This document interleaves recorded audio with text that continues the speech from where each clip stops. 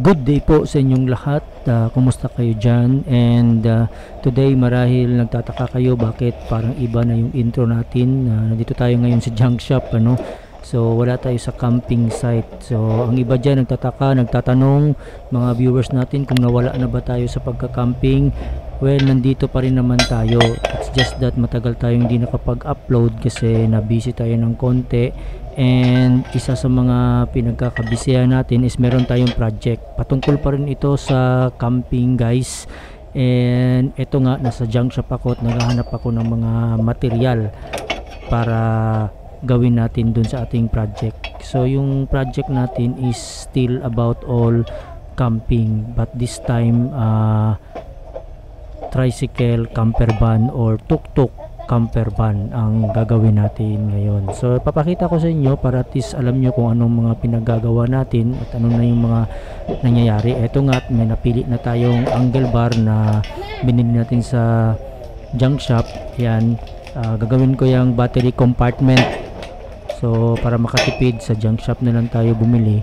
Yun naman din ang usually nating mga ginagawa kapag naghahanap tayo ng mga maliliit na material. So maya lang konti papakita ko sa inyo yung mga update na ginagawa natin. So sana yung mga nagtatanong kung nasaan na tayo, nagka-camping pa ba tayo, well eto na, ipapakita ko sa inyo para naman may idea kayo kung anong nangyayari sa atin, dahil yung iba dyan inisip nila na nawala na tayo, no, na hindi na tayo nagpa-vlog. So ito papakita ko, sana subaybayan nyo at hanggang sa matapos tong project natin na tuk-tuk or tricycle camper van, and then tuloy-tuloy na tayo ulit pag natapos to.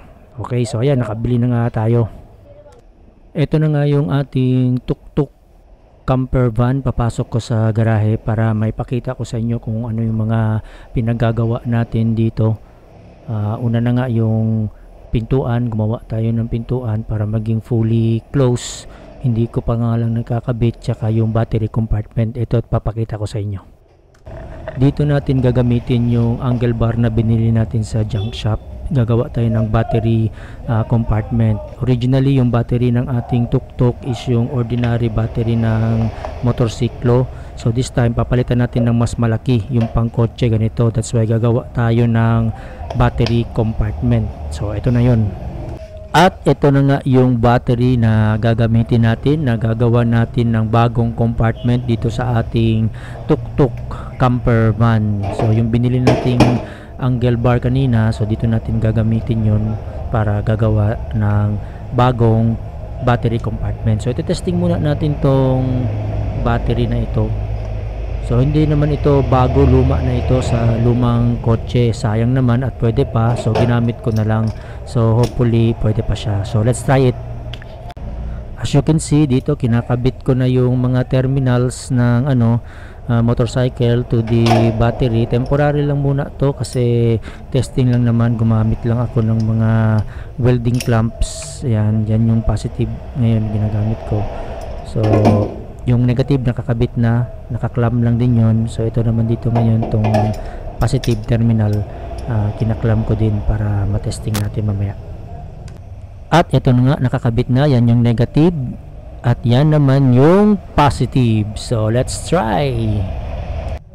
So ayan, try nating paandarin. Ito na yung susi, yan yung display panel, kita nyo, magre-red yan mamaya kung masusian na. Ibig sabihin kung pupula yan, ayan pumula, so ibig sabihin konektado yung battery natin, perfectly connected na yung battery natin. So ayan ulit, so umilaw siya ulit. In-on natin yung ignition, so ayan umilaw siya. Okay, so indicator yan na okay. So ito naman yung kill on off switch niya at yan yung push button. So ayun yung battery natin na naka-temporarily clamp.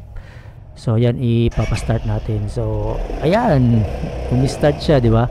So very nice. Ibig sabihin okay, pwede pa yung battery. So yan siya. So gagawan na lang natin yan ng battery compartment kasi pwede talaga umandar yung ating king cab. So ayan pa-revolution pa. Patay natin, ayan, so patay, and then ayan, naka-indicate pa yung pula, so off. Tapos on natin ulit, nagpumula ulit, ignition on, and then electric start. So ayun, di ba?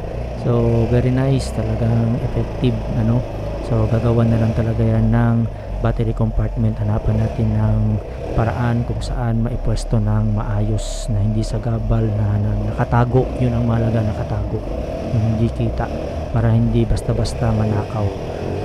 Okay, so papakita ko sa inyo. Patayin na muna natin yan.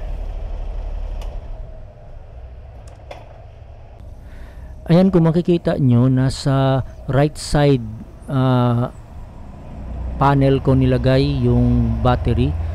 Diyan yung nakita ko na pinaka mainam, pinaka safe, pinaka maluwang na pwedeng paglagyan ng ating bagong battery. So ayan o, may lugar pa, hindi siya masikip, may mga allowance pa. So ito yung napili kong lugar. So gagawa natin yan ng battery compartment dyan next sa ibang araw na.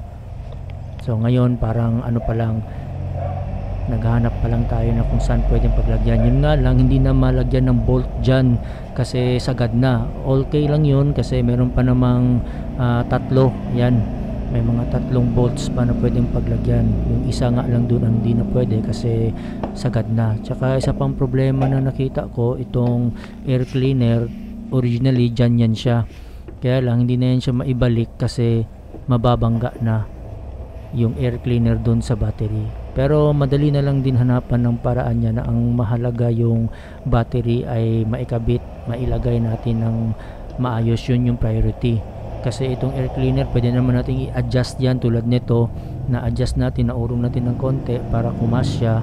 So madali na lang yan. Kung nailagay na natin yung battery, mas madali nang ilagay yung compartment. Tsaka meron naman nabebentang yung parang mushroom aftermarket na air cleaner, yung maliit lang parang mushroom. So pwede yun i-rekta, sampak agad dun sa karburador. So just in case na hindi talaga pwede magawa ng paraan tong air cleaner na ito, pero as much as possible gusto kong ikabit yung original yan mismo. So for the meantime okay na ito, dito na natin yan ilalagay. Gawan na natin yan ng battery compartment para fix na siya, permanent na siya dyan. Okay, so bale ito yung magiging itsura niya pag naikabit na natin yung battery. So ayan, makita nyo, matakpan din naman, mako-cover pa natin, parang original lang. So ayan no, nandyan na sa loob yung battery. So yun nga lang, ito yung sinasabi ko kanina na hindi na natin maibobolt yan kasi sagad na yung battery dun sa loob, mababangga na. Pero okay lang kasi meron pa namang tatlo. So ayan no, na-bolt na natin yan, yung tatlo na yan, na-bolt natin. So hindi matatanggal yung side cover na yan. So nandun sa loob yung battery, safe na safe siya dun sa loob. Ayan yung itsura ng battery sa loob. 'Di ba? Safe na safe siya, maluwang pa rin, parang original lang na nandiyan. So I'm so very happy at nahanapan natin ng maayos na pwesto yung ating panibagong car battery, na ilagay natin dyan yung car battery kahit malaki, at least maluwang naman dyan sa loob. So naipasok natin. So it's time for na lang, gawa natin yan ng battery compartment. Abangan nyo yun. Ito yung ginawa nating pinto para sa ating tuk-tuk camper van. Hindi ko na masyadong idetalye para hindi na maging mahaba. Gamit ko na material dyan ay 1x1 na tubular. Ayan, at na i-welding na natin, may shape na siya, no? Kitang-kita na yung forma. Ayan, naka-level na siya and ready to weld. Ayan, nakala mo parang expert, no? So sa kabila naman, welding din natin siya. So very level siya. So kung titingnan mo, parang mukhang hindi ko ginawa. Yan ay DIY lang yan. Gagayahin na lang natin yan para dun sa kabilang pintuan naman. By the way guys, bago yung pinakapintuan niya, so kung nakikita nyo ito, in-improvise ko ito. Dating naka-fix yan, so pinutol natin at ginawan ng panibagong frame, tapos nilagyan natin ng bisagra. So ang purpose ko nyan, para ma-swing din natin yan, para mas lumawak pa yung pintuan kapag meron tayong ipapasok na mas malaking bagay. Problema ko lang dyan is ito, naka-fix din kasi ito eh. So gagawan ko pa ng panibagong paraan yan kung paano natin i-improvise din yan na pwedeng fix, pwedeng hindi fix, para pag dumating na yung araw na kailangan nating i-swing yan, so maisiswing siya. Pwedeng fix and pwedeng hindi naka-fix. So kapag may papasok tayo ng mga malalaking gamit, so kakasya pa rin siya. Bale magiging double swing door yan. Merong magsiswing yung pinaka main na door, yan yung tinuturo ko dyan, tapos magsiswing din yung isang maliit na door. So lalaki lalo yung opening or yung pintuan. So bale ito na yung ginawa nating pintuan or yung door. So dalawa na sila, na i-pattern na natin. Ayan, so papakita ko lang sa inyo, try nating temporarily na ikabit para may idea kayo kung ano yung ibig ko sabihin. So ayan so ganyan yung parang magiging itsura niya. Magsiswing na siya ng ganyan pag nalagyan na ng bisagra yan. Tsaka yung sinasabi ko kanina na double swing door, so yung isa kanina na maliit na pinakita ko kanina, so yun magsiswing din yun para in case kapag meron tayong ipapasok dyan na malaking gamit, makakasya pa rin siya. Okay, so pero for the meantime pwedeng ganun lang. So ayan yung tinuturo ko dyan, masiswing din yan. Yan yung sinasabi ko kanina. Tapos yung pinaka main door, ayan, so ganyan yung magiging itsura niya. So sana na-gets nyo yung gusto kong i-explain. Ganyan yung magiging itsura niya kapag naikabit na. So for the meantime wala pang bisagra yan. So bukas bibili ako ng bisagra para ma-permanent na natin, maikabit na natin yan, ma-welding ulit. So itong dito sa kabila, dito banda sa may driver's seat, gagawin din natin yan ng pintuan. Okay, para fully closed talaga siya. So kapag magka-camper van na tayo, magka-camping na tayo sa ating tuk-tuk, tricycle camper van, so secured tayo sa loob kapag natutulog sa gabi. Hindi tayo pwedeng basta-bastang pasukin ng mga masasamang loob. Yan yung magiging next project natin. So ito naman yung kabilang side, susukatin din natin para makita natin kung ayos ba yung nagawa natin. So ayan, perfectly fit naman siya, bisagra na lang din yung kulang. Next time yan na yung gagawin natin. So ganyan yung maging itsura niya. So kompleto na, kaliwat kanan meron na, yung harapan na lang dun sa may driver's seat yung kulang. Madali na lang yun, tsaka yung battery.